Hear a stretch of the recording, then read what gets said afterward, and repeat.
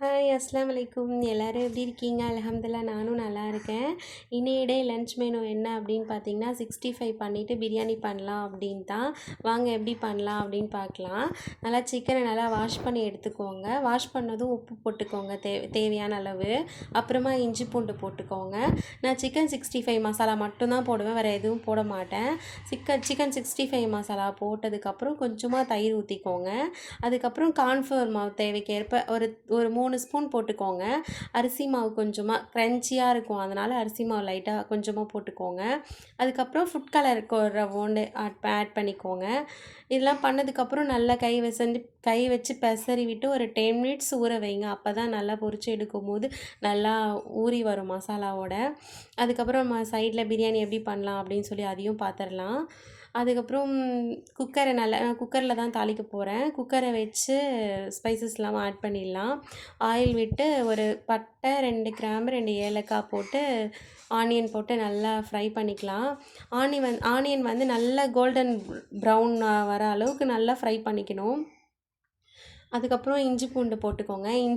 இஞ்சி பூண்டு paste add பண்ணி அதுவும் நல்லா அந்த பச்சை வாசனைலாம் போகிற அளவுக்கு நல்லா ஃப்ரை பண்ணி எடுத்துக்கோங்க. நான் அப்படியே சைட் பை சைட் வேலையும் பார்த்துக்கிட்டேன். அப்படியே சிக்கன் 65யும் அது அப்படியே இதுவாகிடுச்சு, ஊறிடுச்சு. அதையும் அப்படியே பொரிச்சு எடுத்துக்கலாம் அப்படின்னு சொல்லிட்டு அதுவும் நான் சைட் பை சைட் வேலையாக பார்த்துட்ருக்கேன்.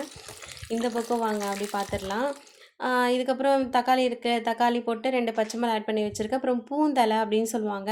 நான் வந்து அந்த மல்லி, கொத்தமல்லி இதெல்லாம் போடாமல் இது போட்டிங்கன்னா இன்னும் நல்லாயிருக்கும். இந்த ஒரு இலை போட்டாலே போதும், பிரியாணி நல்லா சூப்பராக வாசனையாக வரும். கல்யாணத்து வீட்டில் பண்ணுற டேஸ்ட்டு வந்துடும், அந்த அளவுக்கு இருக்கும் இந்த இலை. அதுக்கப்புறம் தயிர் ஆட் பண்ணிக்கோங்க. தயிர் ஆட் பண்ணதுக்கப்புறம் நல்லா பெசரி விட்டுட்டு தேவையான மசாலா ஆட் பண்ணிக்கலாம். நான் 2 ஸ்பூன் வீட்டில் அரைச்ச மிளகாய் தூள் இருக்கு இல்லையா, அது போட்டுக்கோங்க. அதுக்கப்புறம் கொஞ்சமாக கரம் மசாலா, அவ்வளோதான். வேறு எந்த மசாலா ஐட்டமும் போடவே வேணாம். ஏன்னா நிறையா மசாலா போட்டிங்கன்னா மசாலா வாசனை தான் வரும். பிரியாணி அந்தளவுக்கு நல்லா இருக்காது. இந்த மாதிரி பண்ணி பாருங்கள், நல்லாயிருக்கும். அதுக்கப்புறம் நல்லா எண்ணெய் பிரிஞ்சு வர அளவுக்கு நல்லா வேக விடுங்க. அந்த வெங்காயம் தக்காளிலாம் அது கூடயே நல்லா இதுவாகணும். அதுக்கப்புறம் நம்ம கறி ஆட் பண்ணிக்கலாம். கறி ஆட் பண்ணதுக்கப்புறமும் கறியும் வந்துட்டு இது கூட ஒரு 5 நிமிஷம் அந்த மசாலா கூட வந்து 5 நிமிஷம் நல்லா பரட்டி மூடி போட்டு நல்லா வேக வைக்கணும். அப்போ தான் வந்து, ஏன்னா நம்ம கறியை தனியாக வேக வச்சு நம்ம இதில் ஆட் பண்ணல, அப்படியே ராவாக தான் ஆட் பண்ணியிருக்கோம். அதனால் ஒரு 5 நிமிஷத்துக்கு அந்த எண்ணெயிலேயே அந்த கறி வந்து வேகணும். அப்போ தான் நல்லாயிருக்கும். அதுக்கப்புறம் வெந்ததுக்கப்புறம் அளந்து தண்ணியை ஊற்றிக்கோங்க. தண்ணி நல்லா கொதித்து வந்ததுக்கப்புறம் அரிசி ஆட் பண்ணிக்கலாம். அரிசி ஆட் பண்ணிவிட்டு விசில் போட்டு நம்ம எப்பயும் போல் மூடி வச்சிடலாம். விசில் கரெக்டாக 2 விசில் வந்தால் போதும். 2 விசில் வந்ததுக்கப்புறம் அடுப்பை ஆஃப் பண்ணிவிடுங்க. அடுப்பை ஆஃப் பண்ணதுக்கப்புறம் ஒரு 15 மினிட்ஸ்க்கு அப்புறம் தான் நம்ம ஓப்பன் பண்ணி பார்க்கணும்.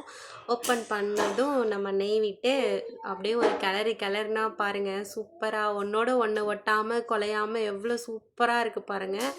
நீங்களும் ட்ரை பண்ணி பாருங்கள். இதே மெத்தடில் குக்கரில் பண்ணாலும் நம்ம குழையாமல் பண்ணலாம். டேஸ்ட்டும் அடிபொலியாக இருக்கும்.